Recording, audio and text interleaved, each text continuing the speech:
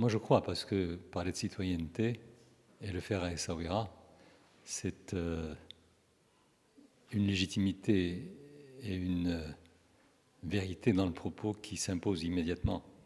Notre ADN, il est celui de cette éthique, de cette diversité, de cette ouverture vers tous. Et ceux qui viennent vers nous, nous sommes heureux aussi de les rencontrer et de partager avec eux. Et on essaie de faire en sorte qu'ils soient aussi curieux de ce que nous sommes et de prendre la juste mesure de ce qu'Essaouira a à dire dans son histoire et peut aujourd'hui nous apporter.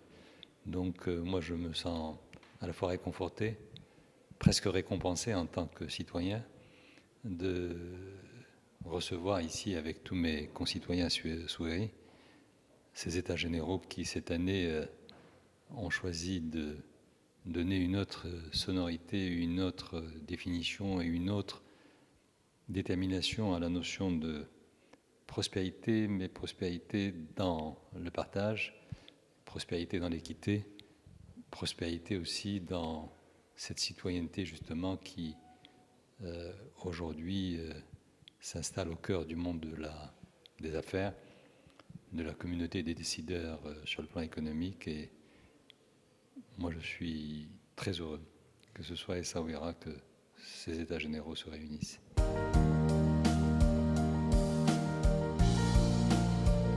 C'est la même démarche en fait. Il y a cette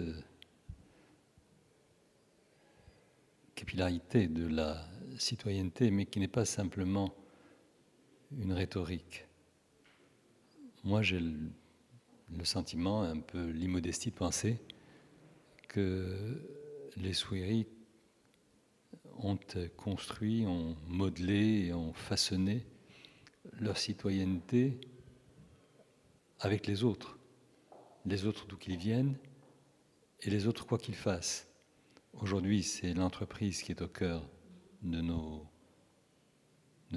échanges et de ces états généraux.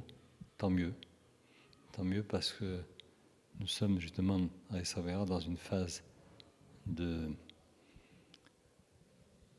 renaissance qui est bien sûr largement économique, et en discuter et avoir chez nous, en tant qu'invités, des acteurs importants de cette communauté des affaires, c'est un atout dont on prend la juste mesure, et nous sommes reconnaissants à Sinka Zandouas et aux promoteurs de cette initiative de nous donner cette chance.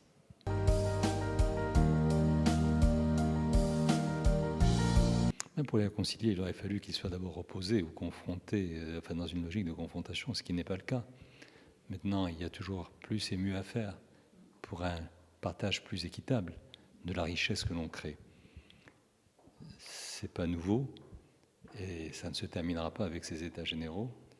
C'est une réflexion qui est permanente, qui est en construction, qui s'améliore, qui recule aussi de temps en temps, mais dont le devenir est déterminé justement par les échanges, par les réflexions, par les apports, par les critiques, par les constats que l'on peut faire aujourd'hui de ce que prospérité partagée ou prospérité équitable ou prospérité citoyenne veut dire. Et le débat se poursuit, je suis heureux qu'il se poursuive à Essaouira et que ce propos se prolonge ailleurs et peut-être chez nous encore l'année prochaine.